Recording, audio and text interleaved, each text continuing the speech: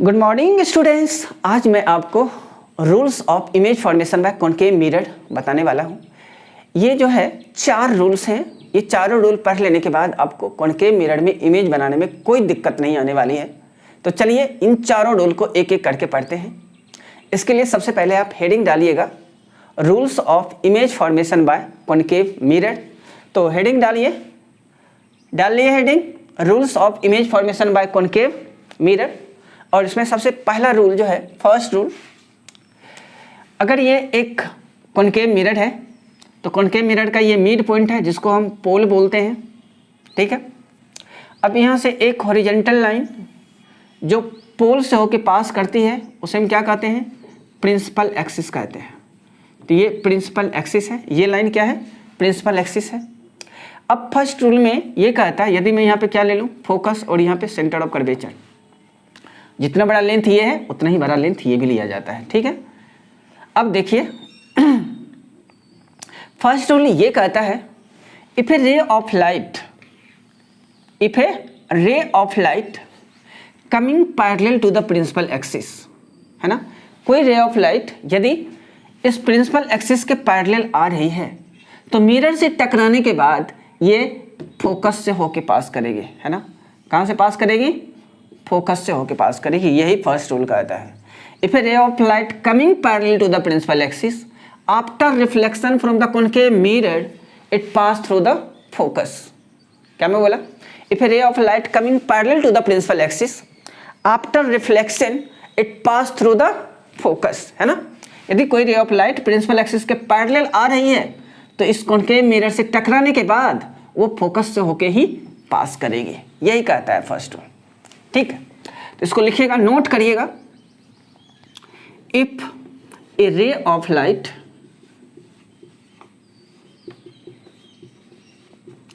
coming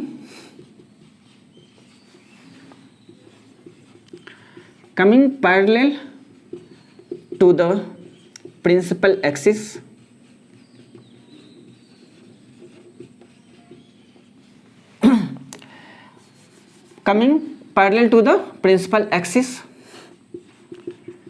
after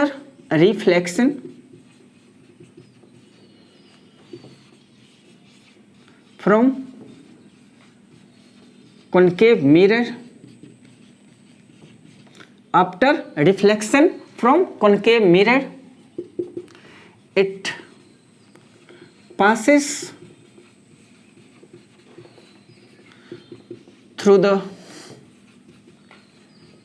principal focus कहिए, focus कहिए, दोनों सेम ही चीज़ होती है। इसके तो एक ही फोकस होते हैं और इसी को प्रिंसिपल फोकस भी कहा जाता है या फोकस भी कहा जाता है, ठीक। क्या मैं बोला? If a ray of light coming parallel to the principal axis after reflection from concave mirror it passes through the principal focus, है ना। कोई रे ऑफ लाइट यदि प्रिंसिपल एक्सिस के पैरेलल आ रही है तो मिरर से टकराने के बाद, ये कॉनकेव मिरर है तो कॉनकेव मिरर से टकराने के बाद कहाँ से पास करेगी? ये फोकस से होके पास करेगी। बस यही पहला रूल कहता है, समझ गए। तो चलिए इसको नोट करिएगा या स्क्रीनशॉट लेना है स्क्रीनशॉट लीजिए, हम फिर सेकेंड रूल बताएंगे आपको। हो गया? चलिए सेकेंड रूल क्या कहता है? फर्स्ट रूल तो ये देखें कि प्रिंसिपल एक्सिस के पैरेलल रे आई तो फोकस से होके पास कर गए, और सेकेंड रूल जस्ट इसके रिवर्स है ना, जस्ट इसके रिवर्स चलता है। ये पोल है और ये प्रिंसिपल एक्सिस है, इसमें ये फोकस है और ये सेंटर ऑफ कर्वेचर। इसमें ये कहता है यदि कोई रे ऑफ लाइट यदि फोकस से होके पास करती है, यदि कोई रे ऑफ लाइट फोकस से होके पास करती है तो then it becomes parallel to the principal axis after reflection. यही कहता है सेकेंड रूल। क्या मैं बोला? यदि कोई रे ऑफ लाइट फोकस से होके पास कर रही है या आ रही है तो मिरर से टकराने के बाद वो प्रिंसिपल एक्सिस के पैरेलल हो जाएंगे। फिर से सुनिएगा, if a ray of light passing through the focus after reflection from the concave mirror it becomes parallel to the principal axis. फिर से सुनना है, क्या मैं बोला? If a ray of light passing through the focus after reflection from the concave mirror it becomes parallel to the principal axis. अरे उसमें क्या था, पैरेलल आ रही थी तो फोकस से होके पास कर गई, अब इसमें फोकस से होके जा रही है तो प्रिंसिपल एक्सिस के पैरेलल हो गई, जस्ट रिवर्स है उसका, है ना। तो चलिए इसको भी लिख रहे हैं, नोट करिएगा। If a ray of light, if a ray of light passes through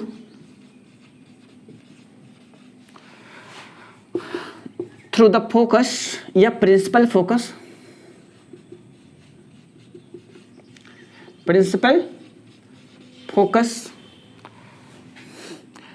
then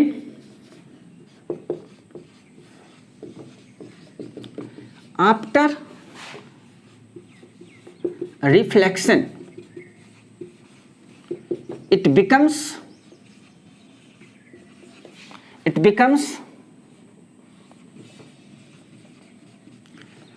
parallel to the principal axis। क्या मैं बोला, if a ray of light passes through the principal focus then after reflection it becomes parallel to the principal axis। यदि focus होके पास कर रही है तो reflection के बाद ये प्रिंसिपल एक्सिस के पैरेलल हो जाएंगे, बस ये सेकेंड रूल कहता है, इसको नोट करिएगा। अब मैं तीसरा रूल बताऊंगा आपको, है ना। पहला रूल क्या था, प्रिंसिपल एक्सिस के पैरेलल आ रही थी तो फोकस होके पास कर गई थी।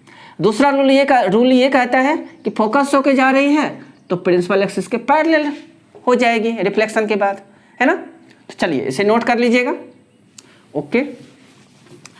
तीसरा रूल कहता है, ये दूसरा था, है ना, नंबर नहीं दिए थे हम, ये तीसरा है। अब तीसरा रूल ये कहता है कि कोई भी रे ऑफ लाइट, है ना, कोई भी रे ऑफ लाइट, इसको मैं फोकस मान लेता हूँ, ये सेंटर ऑफ कर्वेचर है ना, ये फोकस और ये सेंटर ऑफ कर्वेचर, ठीक है।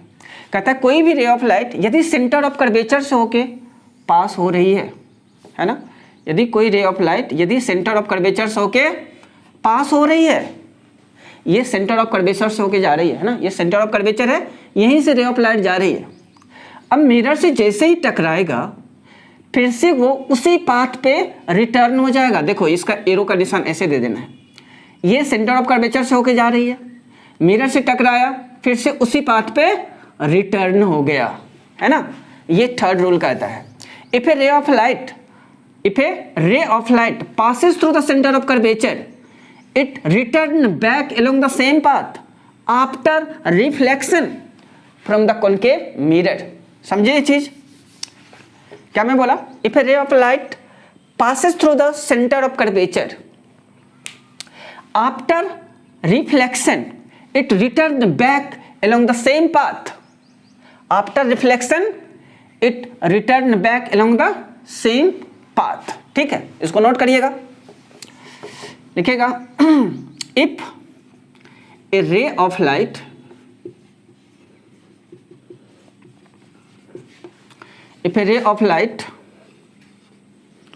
passes through the center of curvature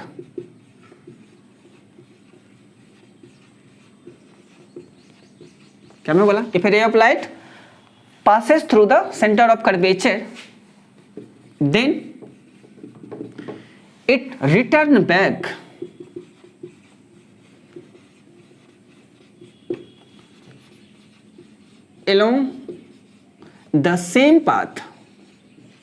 along the same path after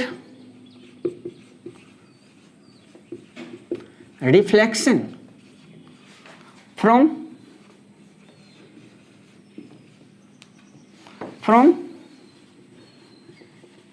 concave mirror।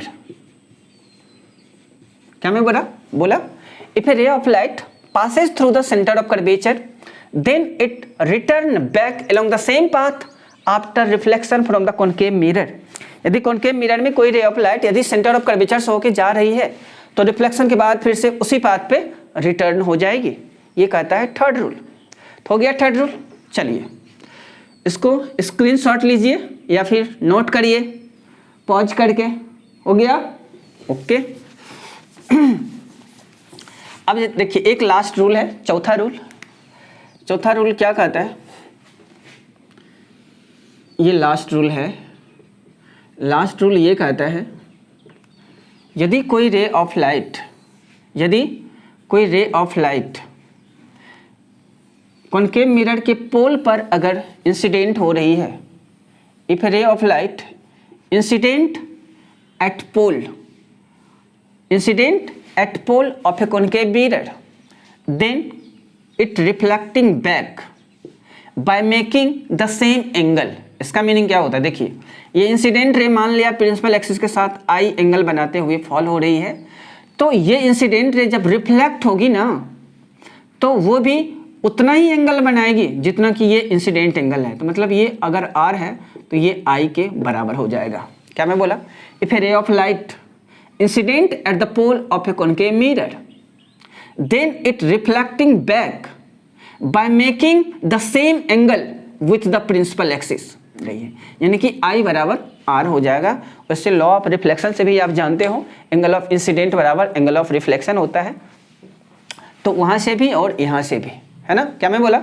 If a ray of light incident at the pole after reflection it reflecting back by making the same angle with the principal axis. समझ गए ये चौथा rule? इसको note करिएगा। क्या मैं बोला? If a ray of light incident at pole of a concave mirror, then it reflecting back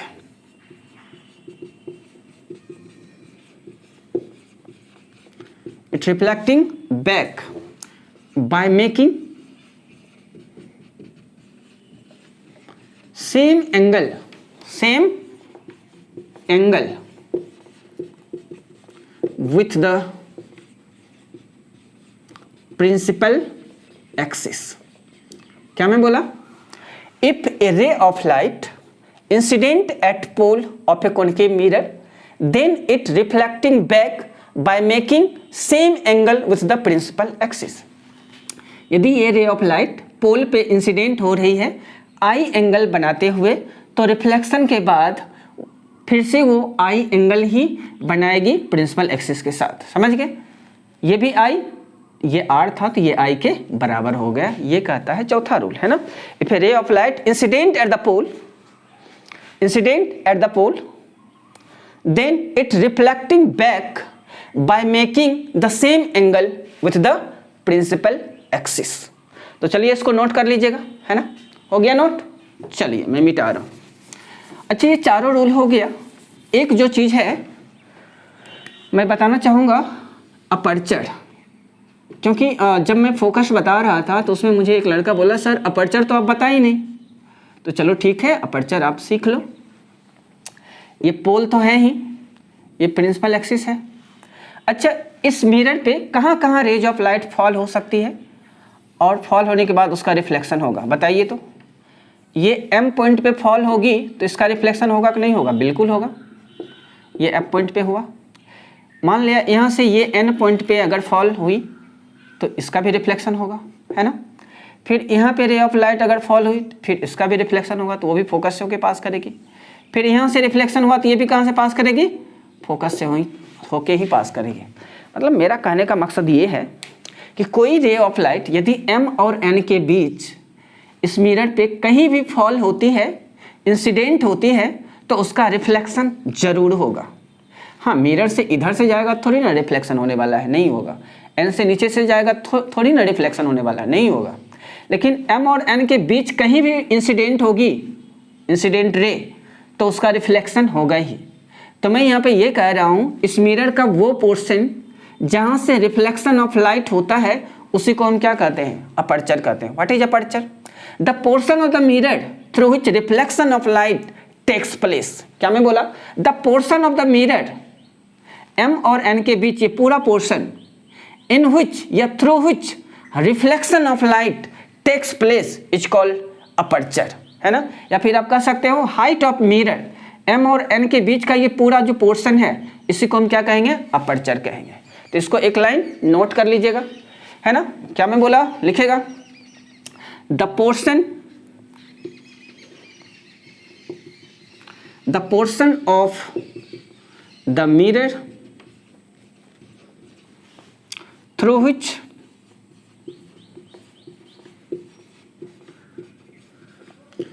reflection of light takes place is called aperture, है ना। ये अपर्चर हो गया। और इसको आप ऐसे भी डिफाइन कर सकते हो, height of mirror is called aperture. m और n के बीच का ये पूरा जो पोर्शन है ये हाइट है, इसी को अपर्चर कहा जाता है, क्योंकि जो भी रेज आएगी यहाँ से रिफ्लेक्ट हो जाएगी।